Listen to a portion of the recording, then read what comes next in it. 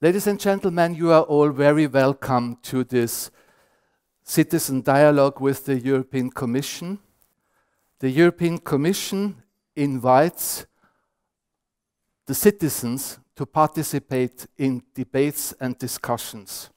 My name is Benedikt Weingartner. I moderate here talks about Europe, and today I'm really privileged and honored to be your moderator for this citizen dialogue.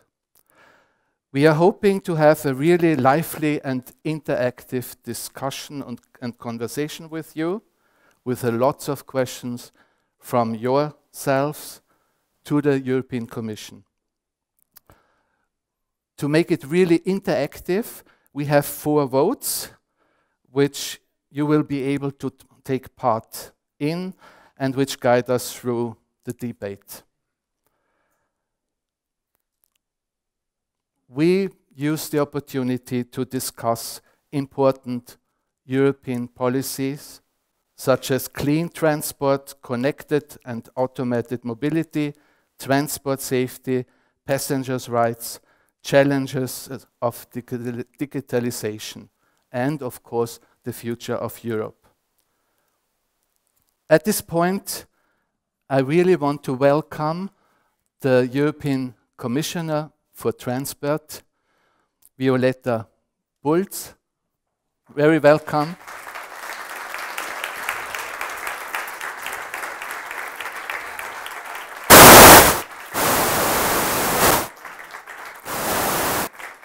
It's a pleasure. It's a pleasure to have you here. Pleasure to be here. And we really will start immediately. Let me ask first of all, what is your impression or your experience with Europe? You are coming from a small country as well, Slovenia, and Slovenia became a member to the European Union after Austria. So what is your experience being a European member? Well, first of all, again, thank you very much for coming in such a large number. This is a very good sign that people here are interested also in transport as a political tool, not only as users. But so I will try to engage with you as much as I can. I hope that you will have lots of questions, that you will guide me towards what your interest is.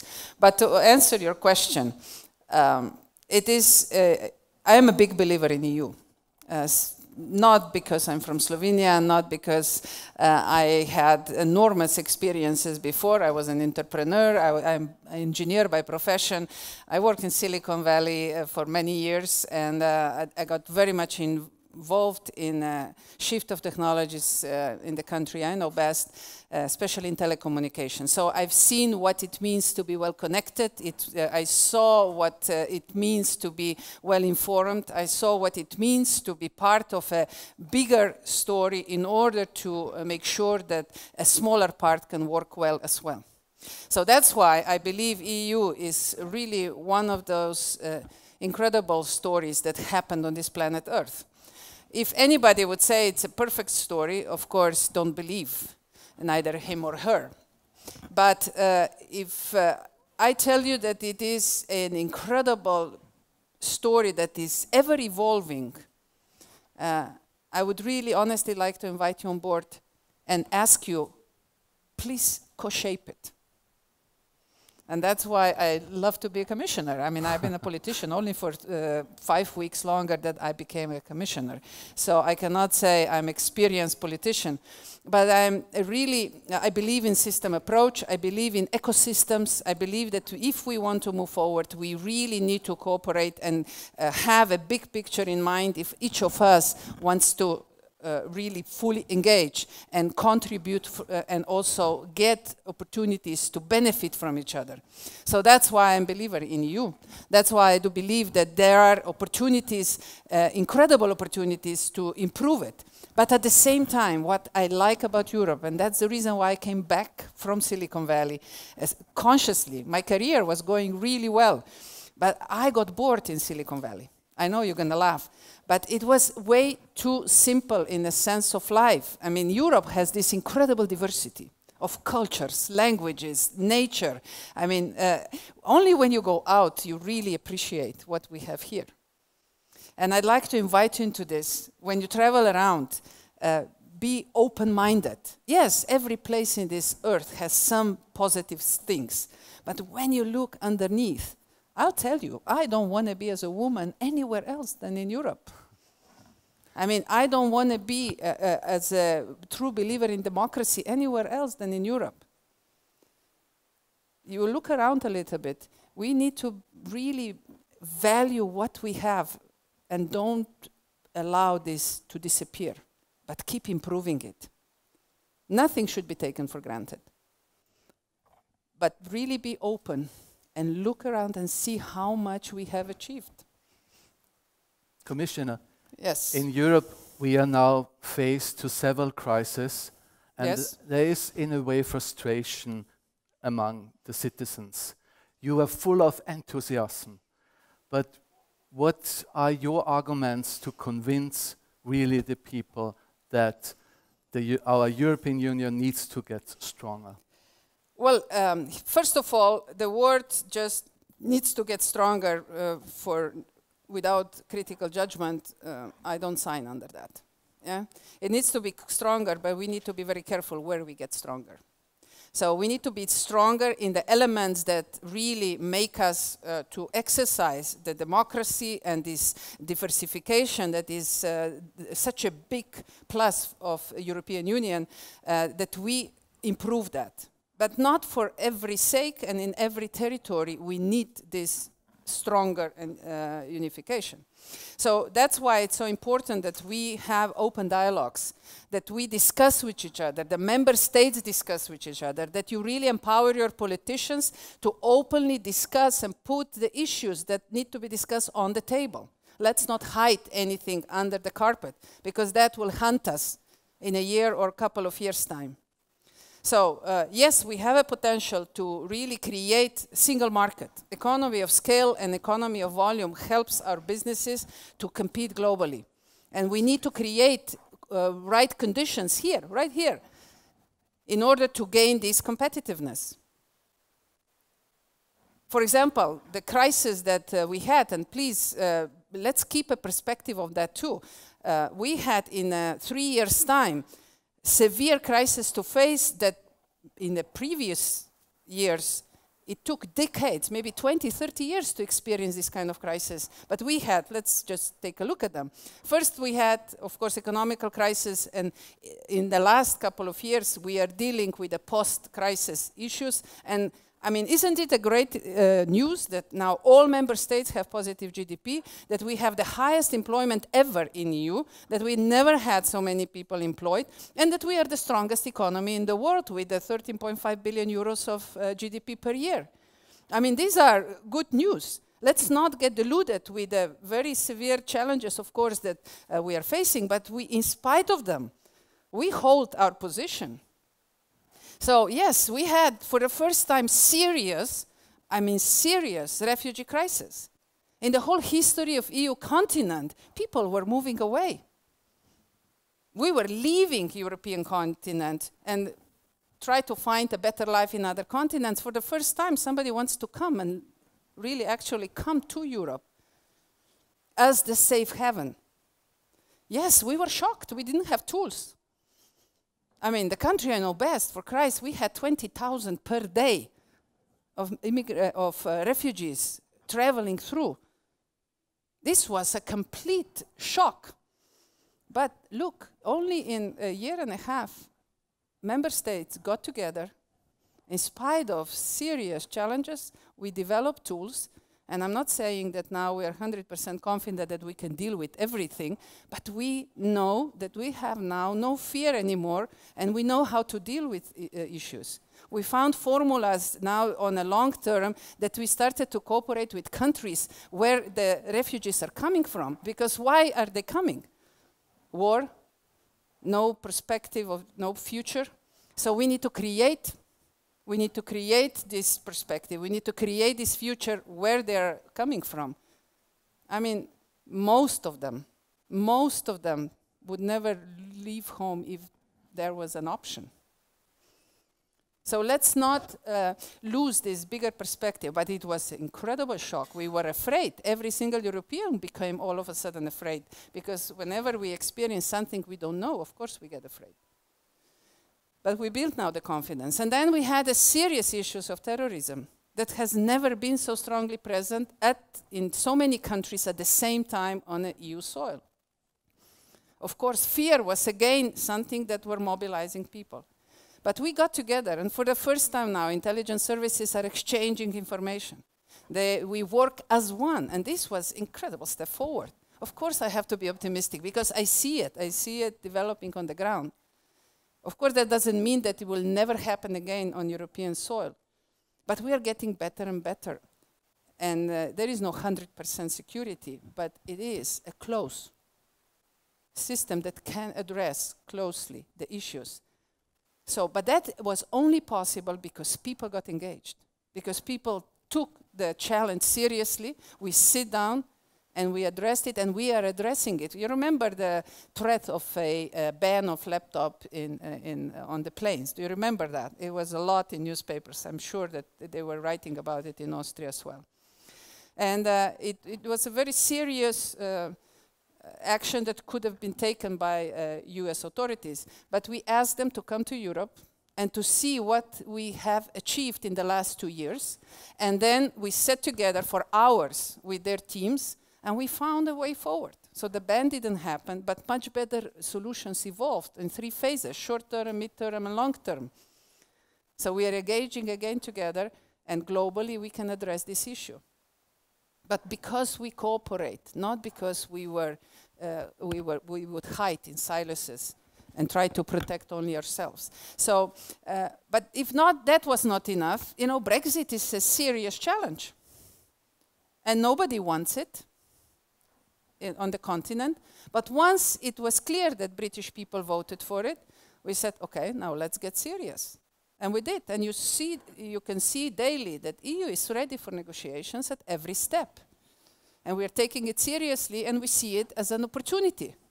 And it was, because it showed us what were the weak points of EU, and we were able to make a list, and we are addressing now the weak points that are becoming actually stronger and stronger, strongly addressed, and they're becoming our strong points all of a sudden. Who knows what and how will evolve at the end the negotiations with Britain, but we will stay neighbors. We cannot choose our neighbors. So we need to learn how to live with these differences. Recently you had a citizen dialogue in Dublin. Yes. And Ireland is of course very much involved with the situation.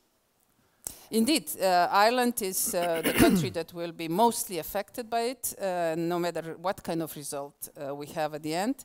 And it was very clear, and this is something that surprised also British negotiators, EU 27 member states are extremely united. And this is something that gives us real strong confidence in negotiations. And Ireland is a very important decision maker, and the one who constantly informs other member states as well about their situation and what each of the suggestions means also for Ireland specifically. So it is a 27 member states. We stick together, and it's a very clear mandate that our negotiator, Mr. Barnier, has, and he also constantly, like weekly, reports back to college about the developments. And of course, all the commissioners, we work with him to prepare him for the negotiation on our portfolios. For example, for transport, my services and the cabinet, we work very closely together to assess all the potential challenges that the transport will face with Brexit. And of course, he has now all this information on the table to be able to negotiate. I'm sure we probably will have questions later about these questions. And we will have now our first question. Woran denken Sie zuerst, wenn Sie Europäische Union hören? When you hear the words European Union, what comes to your mind first? Just put words, Schlagworte einfach eingeben and we will have in a few seconds, as a result of your ideas, a word cloud presented on the screen. So, Commissioner, we have here freedom, peace, Brussels, Europe, freedom of movement through Europe. Together we are stronger, tolerance, social peace, social security, future. Jean-Claude. Bravo, you know And the name of our Juncker as president. well, common. Here we have Erasmus, health, solutions, future, yeah, I think I mentioned it. So these are the response to your introduction and your statement. Do you want to comment on? I'd like to ask, we have so many young people here in front. Erasmus, that is for certainly one of our most successful stories. Have you, any of you, taken a chance and be an exchange student already through high school? Anyone? Okay, can we get the mic here, please? My name is Teresa Hoffman. I spent half a year in Arizona, USA. And what I learned is to value Europe. And we are kind of spoiled with our healthcare system, and we can travel wherever we want to. And I just saw how different it is in a country like America. Thank you very much. Very important message. Bravo.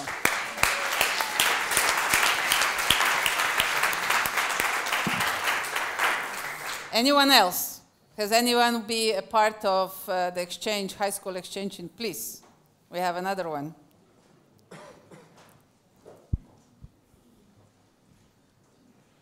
I'm Lisa Boja, and I was with Erasmus Plus in Poland for a week, and I had an exchange student from Slovenia here 1 week. And How was your experience?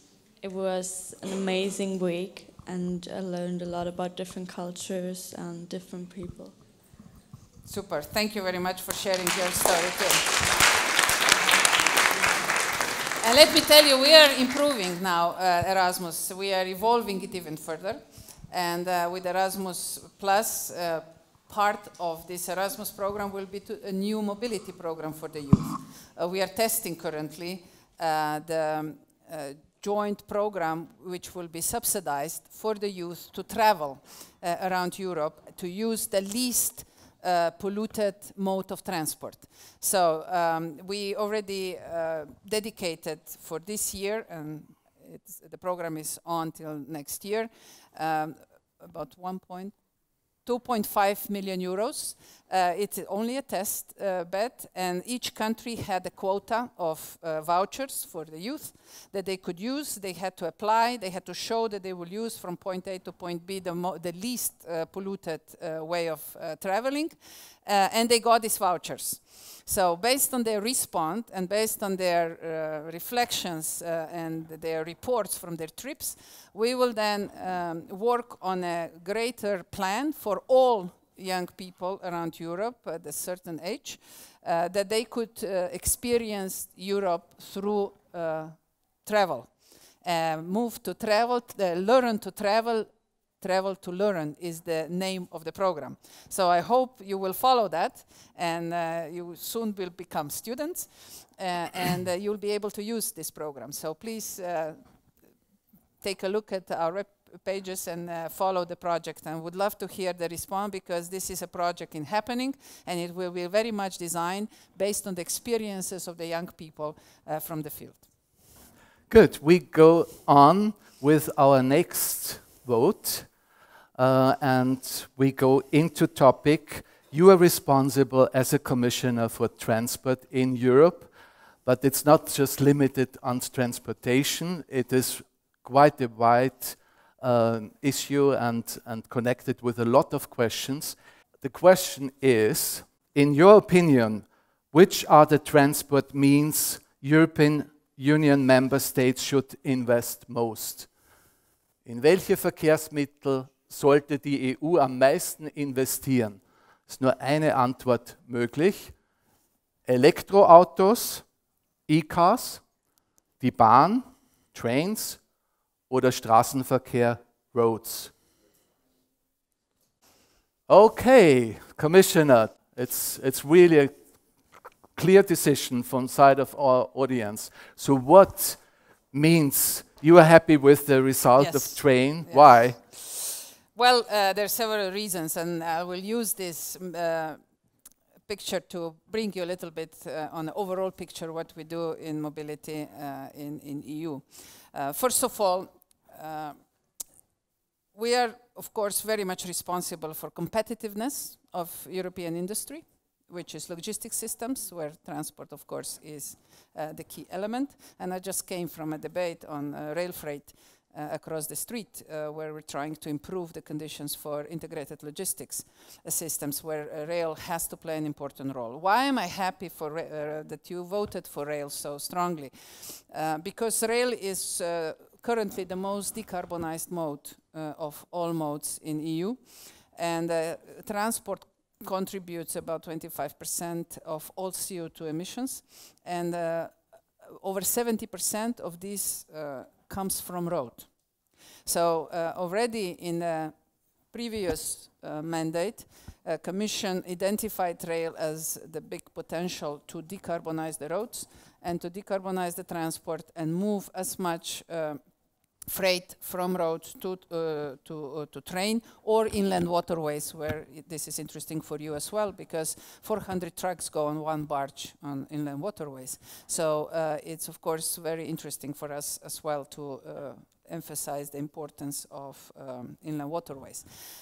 And because of that, under my mandate, we invested from the overall package that we have for investments in EU transport, up to date, 73% of all investment sources. So 73% in railway, in order to make it fit for competition and fit for purpose. There were many missing cross-border links. There were many missing links on the major corridors that connect EU in transport segment. We have 9 corridors that connect all countries, all member states. And we are really investing now in standardization, in interoperability.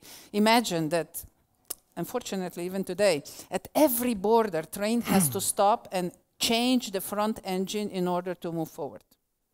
So this is extreme loss of efficiency in train sector. Of course, they use different signaling systems, and that's why we pushed for a unified one, so-called ERTMS. Forget the name, but remember that we have now unified system for management of rail. This is now in a phase of deployment. Member states and operators are one after the other deploying now these systems, which will finally allow that the trains can travel smoothly. But it's not only decarbonization, the reason why we like trains so much. It's also that we have a very bad statistics in road safety. Every day, as we speak now, 70 people lose lives on European roads. 25,500 per year. 137,000 people get seriously injured per year. Only rehabilitation costs for that are over 100 billion euros per year. I mean, this is a silent killer. These are huge statistics which we should not allow. So we are very much now engaged in trying to remove the silent killer from European roads. And one of them is to shift trucks from roads to trains. 90% of all accidents are caused by trucks, and 18% of all accidents are caused by small vehicles and small trucks under 3.5 tons. So that's why we are so much engaged in also modernization of rail systems. And also the young people are telling me, I wonder, and I'd really like to hear from you. I have one 21-year-old and 19-year-old. You know, as a mother, when they were 18, I said, okay, now I have to support them that they get a driving license. Or they got a nice envelope with 18th birthday is very important, right? To support them to get this license. And what did they do? They put the money on the account and they say, we don't need it. 21-year-old, we don't need it. What? We don't need it. My son studies now in the Netherlands. I don't need it. So they are without driving license and they say it's a waste of time to drive. We want to have a public transport where we can sit and use our little gadgets. We want to be connected. We want to use time in a much more efficient way. And this is a trend that we're seeing now when I talk to my colleagues. More and more kids don't want to have a driving license. What about you? My name is Max, and I recently started with my driving license because I'm looking forward to do it since I was born. Well, my father told me once a story where he put his car into the mechanic garage, and I just stood there and watched this guy repair our car.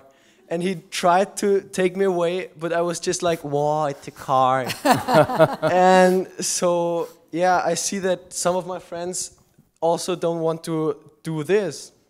But for me, it's just important. Super. That is for your self-confidence important. So go for it. We wish you all the best with it. Thank you. But of course...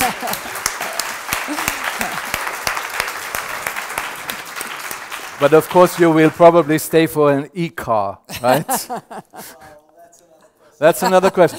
We have a question in the back. The gentleman, yes, please. You will get the microphone. And meanwhile, I will just explain that because we see the shift in behavior, we are very much now encouraging investments in public transportation. So that is one of the strong engagement now on EU level, but also. And please pass the microphone to the gentleman. Yeah. Yeah, we have two. Oh, yeah, I'm sorry. We have two. And also we are very much now in support of collaborative and sharing economy models where people share the infrastructure, share the car and use it in a more efficient way. Please. My name is Stefan Ebner. I'm director of the Austrian Driving Schools Association. Additionally to the topic of the driving license. The European Union must promote electromobility. Young people must get familiar with electromobility, and the driving license directive, the European legislation, is a hurdle for this issue. For example, at the moment, an average driving school runs a car park with 4 cars with a combustion engine. But only one electricity car, yeah? And we want the change of the European legislation because the European legislation demands to absolve an exam with a car with a manual gearbox. So it's a hurdle for the promotion of electric cars. Maybe you can give an impulse to this topic. The Austrian driving schools would switch from 4 combustion engine cars to 4 electric cars and only 1 car with a combustion engine. Only some lessons, practical lessons, should be necessary, and there should be freedom of choice to absolve the exam, whether on an automatic car or on a car with a manual gearbox. Thank you. Thank you for this question, because that gives me an opportunity to share with you a bit broader what we do in the field of decarbonization, especially in a vehicle sector segment as well. In overall, it's good for you to know, EU has a very systemic, inclusive strategy on low emission mobility. And that was published in 2016. And now, just a couple of weeks ago, we launched a big package, so-called mobility package, that is dealing with these elements of decarbonization of transport. Let me share with you, just very simple. First, we focus on green cars, green vehicles, green ships, green planes, green trains, everything that is related to greenification of vehicles. For that, we, as you could see, we are encouraging the move towards zero and low emission vehicles. How are we going to do that? With different type of incentives. Charging mechanisms will be very much geared towards that. Polluter pays principle in the future will be used in order to stimulate the use of green vehicles. The second thing is that we are focusing on alternative energies and alternative fuels. So we are really encouraging, because currently European transport is over 90% oil-based. So yes, we are really now investing, and with the package, mobility package, we also introduce financial tool that helps member states to deploy infrastructure for charging the vehicles with alternative energy. So this is now out, and its call for proposals is out as well. Because if you don't have infrastructure, you cannot then use green vehicles. Commission stays technology neutral. Yes, most of the countries are deciding for electrification, but we are also open for other zero-emission technologies that might emerge, like hydrogen cars. We see in vehicles, we see hydrogen to be used for trucks. We see it to be used for ships. As a transitional period, also low-emission fuels and energies like LNGs. Which are mostly used now in shipping industry and in shipping.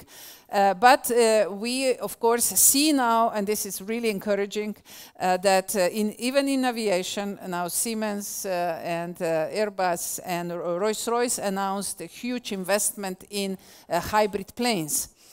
So we're going to see now the new technologies, new propulsion systems emerging also in aviation, which gives me a great encouragement that this sector of our portfolio will also deliver on that big way. On the personal cars level, we see, of course, electrification being the strongest part, either through hydrogen or through battery cars. This is where we see also the biggest investments now in member states. I mean, the number of charging stations corresponds to the number of cars in a sense of growth figures. So we see now that this has to be hand in hand, not one first or the other, but both at the same time. So we are very optimistic. I do believe that there is a chance for zero-emission transport by 2050, the way how technology is emerging. So we have now several steps, 2025, 2030, where we will really measure against our policies to see if they work, and hopefully they will. If they don't, we will use new ones. We will generate new ones, but we are very dedicated now to the decarbonization of transport. But it's not only vehicles and alternative energies. We put a lot of stress now on better organization of transport. You would not believe how much insufficiency is in the organization of transport. And here the youth, please help us. We need your fresh brains, we need your smartness, your approach to mobility to really create new models, being sharing economy models, being collaborative models, using a more efficient way how to schedule transport, using digital tools for synchronization of different transport modes. And remember, next year, this is important information, will be dedicated to multimodality. The whole year, everywhere around EU, we will be discussing multimodality issues, which will lead to bigger efficiency of transport, not only for passengers, but even now we already in this mobility package launched incentives for better organization, so-called combined transport, where we encourage that new logistic models are being developed that use decarbonized modes as the core of logistic systems. But it's, since you mentioned incentives, in this package, for the first time, we're putting also thresholds, or let's say figures for public authorities on every member state, how much clean vehicles. They have to have in their car park, but not only car park, only in their vehicle park, also the vehicles for cleaning the streets and picking up garbage and things like that. So they have now quotas. They will have to meet thresholds in the structure of their car park. So I hope this will also give people opportunity to see what kind of advantage it is if you use silent cars. They don't make noise anymore under your windows when you sleep at 6 o'clock in the morning. But this, for example, electric solutions, they're quiet. So we will have a completely different services on a city level emerging because of quiet vehicles as well. Before we continue with your questions, we will do another vote to... And then we will... Yes. Can we have it, please, on the screen? And I'm sure this question will also involve our students. So, the question is, wann und wo sollen Drohnen als Freizeitbeschäftigung erlaubt sein? Immer und überall, wochentags von 8 bis 18 Uhr, Samstag bis 14 Uhr, sonntags gar nicht. Die dritte Antwortmöglichkeit, niemals über Menschenansammlungen und Gebäuden. Und die vierte, nur im offenen Gelände und auf Modellflugplätzen. Commissioner, it's about where it is allowed to fly drones. So what do they say? Let's see the results. So we have about 71% for the first, which is flying is only allowed on free terrains and on model aerodromes. Okay. But we had on the news and in the newspapers reports about, or were informed that the Commission is going to make regulations on drones. Is this right? Yes, let me see. Who has used drone so far? Is there anyone who has been using drones? Raise your hand. Just two? Oh, no, don't be shy. 1, 2, 3, 4, 5. Okay, it's emerging. I'm very much behind the statement that technology cannot be prohibited but needs to be engaged in a proper way. So that's why I don't fight against technology but try to engage it in a safe, secure and efficient manner. And that applies the same to drones. When we realized 3 years ago that the drones are something that can really deliver also the value, and people use it either for toys or for it to improve logistic networks, to deliver medicine, to deliver, to be very useful in rescue missions, to help to deal with agriculture on the fields, to detect different natural, to detect different illnesses, or to detect different situations in the forest, for example. We realize that this is something that can be very useful, but at the same time can be very intrusive, can invade the privacy, can make people very uncomfortable if something is flying above their head, especially if that's in their garden. So we have many instances of people even shooting the drones down with hunters' guns because they were invading their privacy in the backyard. So of course we had to then react, and I'm glad we did it 3 years ago. Usually it takes 3 to 5 years for the Commission to bring any legislation on board to get the consent of 28 member states. So I'm very happy to report that last week we had a preliminary agreement between Parliament, Council and the Commission on a new safety regulation for aviation, where drones also have been taken on board, and if now confirmed by all parties officially through their in the Parliament and the Council, we will have for the first time a European framework, legal framework for the use of drones. Because technology is developing so quickly, we realize that we cannot regulate technology. Because before we even say A, the new version is out. So we, for the first time, approach to regulation from a usage point of view, from how the drones will be used and on what kind of attitude and for what kind of purposes. So now our safety agency will start working on rules based on this framework. And just to give you a little bit of clue, of course, drones will be regulated where they can fly, when they can fly, and how they can fly. They will have to be green, and they will have to be quiet. And then they will also have limits. For recreational drones, you will be able to use the designated areas for recreational drones. Then we will have so-called geofencing, which means that, for example, if there is a football match, you will not be able to fly over that football stadium with your drone. So it will be geofenced, which means that each drone will have to be registered and will have to have some sort of chip in it that it also can be controlled. Especially those service-related drones for logistic networks. So you will be able to geofence on a logical, in a virtual space.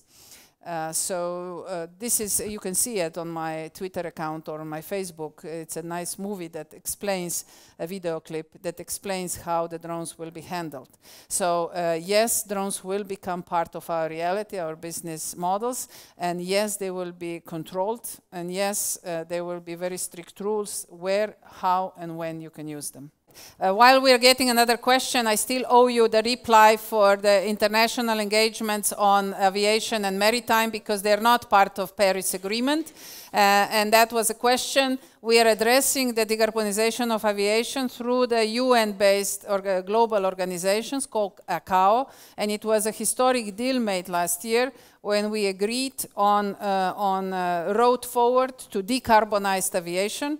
Where we have volunteering phase and we have a mandatory phase coming. 2021 volunteering phase starts, that all growth will be offsets, will have offsets for decarbonization, and by 2027 it will become that mandatory. But we already have over 87% of all the traffic growth on board on a volunteering basis. Now we're working on details to make sure that offsets are not twice used, double used, and that they are really transparent and well managed. In IMO, which is International Maritime Organization, we are now undergoing the same activities for maritime to agree on global scale, because maritime and aviation are global businesses, so we need global agreements. And April next year will be a very important month to decide also on ambitious plan for decarbonization of maritime. So just... The gentleman, please. Partner, attorneys at law here in Vienna. We talked a lot about railways. We talked a lot about electric mobility. What we almost did not talk about is, we just started now, about aviation. The interesting point, I saw the video clip before you came here at the beginning. It was kind of a publicity clip for aviation, fascinating, where I saw as well a number like 50% of aviation, 50% growth of aviation by 2055. On the other hand, the clip talked about how many jobs aviation will create and that tickets will become even cheaper. Now, we already heard about tax privileges for aviation. We already heard about CO2 emissions by aviation. Still, I think that the EU has a credibility problem with addressing aviation issues and aviation emission issues. We have a problem of credibility in the EU when it comes to the financing of great infrastructure projects like the third runway here in Vienna. So I don't know whether innovation will be enough or whether other incentives like more taxes, like fairer taxes, will be necessary to really address this issue. Thank you. I hope I have already addressed a lot of the implied questions in your comment. Aviation will not go away. We're pushing to bring innovation on board on decarbonization through incentives and through regulation to decrease decarbonization. That's why I told you about the announcement that came for hybrid planes. We have now in general aviation, we use electric planes, investments in electric planes more and more. One of the biggest programs that we have on the level of EU for R&D and research and development and research and innovation is in clean air. So we have European producers now that are spreading globally with electric planes, and we hope that this becomes a standard in general aviation. We have now 2-seaters, 4-seaters, 8-seaters. We're developing the first 18-seater. And as I said, with the hybrid propulsion system for the big planes, we will make a substantial move forward. Airports are doing an incredible job in decarbonization. We have more and more zero-emission airports. This is another way how the contribution can be made. We are now co-investing the development of many technologies for docking the planes that will use electricity for that, and I know that innovation will just burst in this sector. On the other hand, as I said, we are encouraging now and co-financing railway connectivities for under 500 kilometers, so that if you have this kind of distances, I agree with you, should be covered by rail. And we're walking this path. Again, it's not going to happen overnight because investments take 10 to 15 years, but the plans are, and if you take a look at our railway plans, you will see that we mean serious business there. But planes will not go away. And as I told you before, I was surprised when we took the whole picture with all the taxes and all the participations the different modes have to pay. The difference is not that big. But if you single out one element, of course, that sticks out. This is what you presented us. So as I mentioned before already, based on the question from gentleman from the back, we're trying to bring this on equal footing, and next year through the multimodality discussions and through building up a joint multimodal architecture that one of your colleagues who's sitting there, Stefan, he's helping us to really create a good multimodal architecture within which we can address challenges like this. As I said, historically things were developing with different pace. We are now in the age of digitalization. And I'm really looking forward to Austrian's presidency because we already agreed that digitalization will be one of the key elements of Austrian's presidency for transport, and we hope that with your help we will push forward many of the proposals that are already in a pipeline waiting for negotiations with Parliament and the Council. We have talked a lot about the future of transport and mobility, but we urgently need to talk about the future of Europe. Yes. So let's do the next vote, just to find out what you think.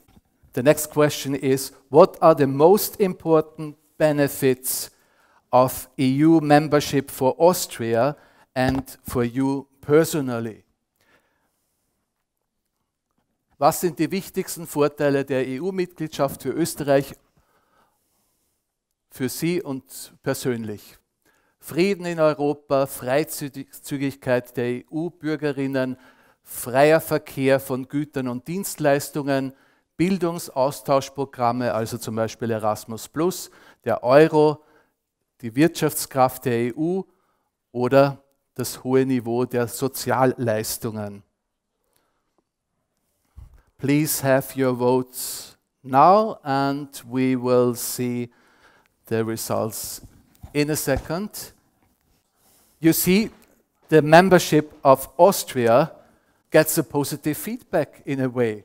I really have the impression you are so much looking forward to the future for the next generation with your develops in your responsibility. You see, I often say to my stakeholders, because we're meeting them, of course, all the time, being unions, being companies, being NGOs, being just fellow ministers from different countries, and I say, look, we have a job to do. And if you don't help us to co-create that job, we will do it anyway, but I'm not sure if you're going to like it. Yeah, because, and so we need this participation. We need to hear you. We need to sense the real needs that you have, not wishes, because you will never pay for wishes if we fulfill them. But if you, what are your real needs? So this is very important. If you ask me, I want Europe who's open, inclusive, who really works together and builds on diversity. You see, we live in the era where innovation is the driving force for the development and for growth. And who else, if not Europe, is really fit for that era? Because we have so much diversity. Keep developing models that embrace that. Yeah, let's be proud of that. Not use it as an obstacle. Because this is something that, for example, California is lacking. That's why they import so many people, to create this diversity of thoughts, diversity of views. Because only at the edge of two known things, when you bring them together, you can create something new. Yeah, because within it's all known. But once you bring these different things together, all of a sudden, new things emerge. That's why we also stimulate on EU level so much the cross-border cooperation. For pretty much every project from EU, if you want to be co-financed, you need to bring 2, 3, 4, 7 countries on board, different cities, big and small, in order to really create then a sustainable solutions that are good for EU, not only for a small segment. And here, keep dreaming, because if there is no dreams, there is no strategies, there are no activities. Dreams are allowed and they are necessary, but then be brave enough to put them into actions, to create small steps that lead to those dreams. I have apprehensive goals for European mobility. 0 emissions by 2050, 0 fatalities on European roads by 2050. These are very apprehensive goals. But once we started to put them on a stage and start talking about it, all of a sudden we see that it's not impossible to reach them. That's why we're pushing now for autonomous mobility.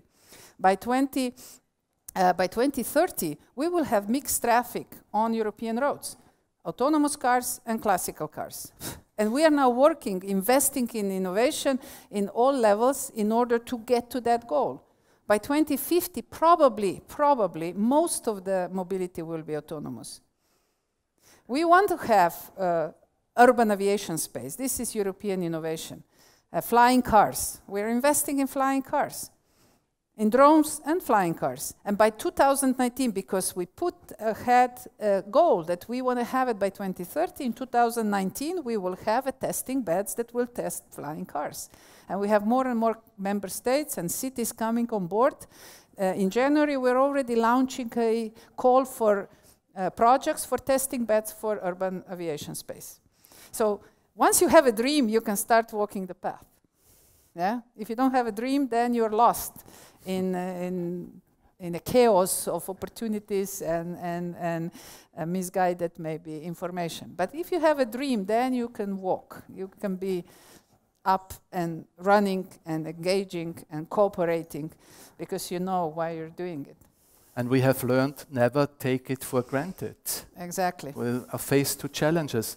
Commissioner, could you just give us an idea of the roadmap for the next month and years?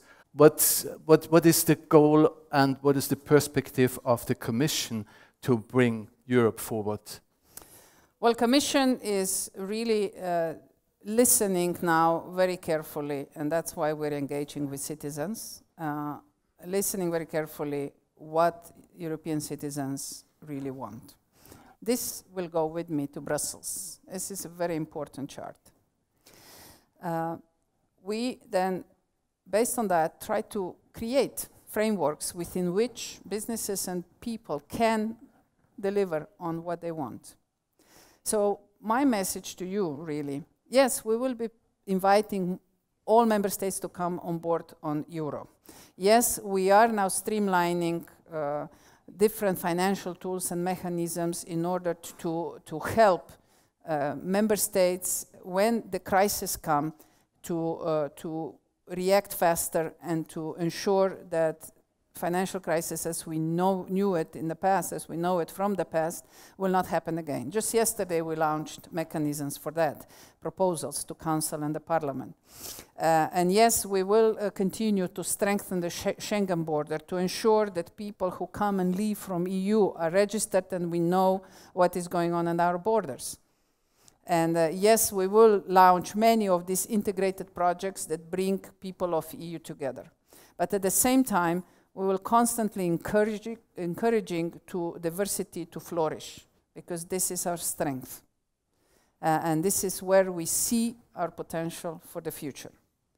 So I hope that we all feel that EU is never-ending project. It will constantly be evolving. And it's up to us to tell and to show and to lead to where we want to go. We do have a responsibility in this planet Earth. We are the most advanced in understanding the needs of a planet as well. We are the ones who have the highest commitments for Paris Agenda, and we will fulfill them. We are the ones who are the guardians of democracy. I really state publicly on the stage that I believe that EU is the last guardian of democracy, of democratic world. And it's up to us to keep developing it.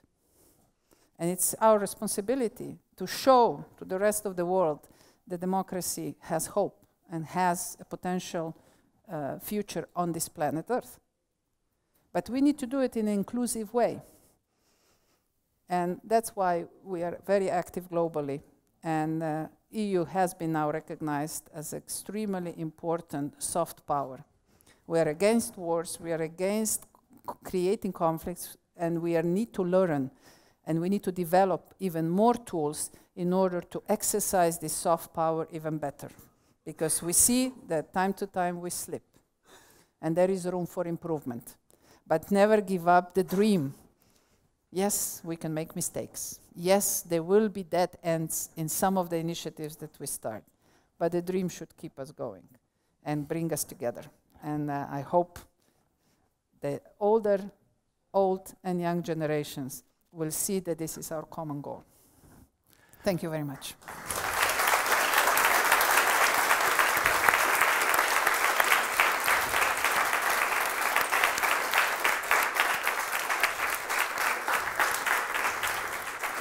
Our neighbor country, Slovenia, your home country, is smaller than Austria, but lucky to have at least, I think, about 35 kilometers coast to the Adriatic Sea. And I know you are a sailor yourself. And President Juncker mentioned in his speech, State to the Union, the wind is back in Europe's sails. And we should chart the direction for the future. Commissioner, thank you very much for pushing us to think about Europe's future. And on behalf of the European Commission representative in Austria, I thank you very much for coming, thinking, and we invite you to discuss Europe and make clear that we need to work on the future of Europe. Thank you very much. Thank you. Thank you.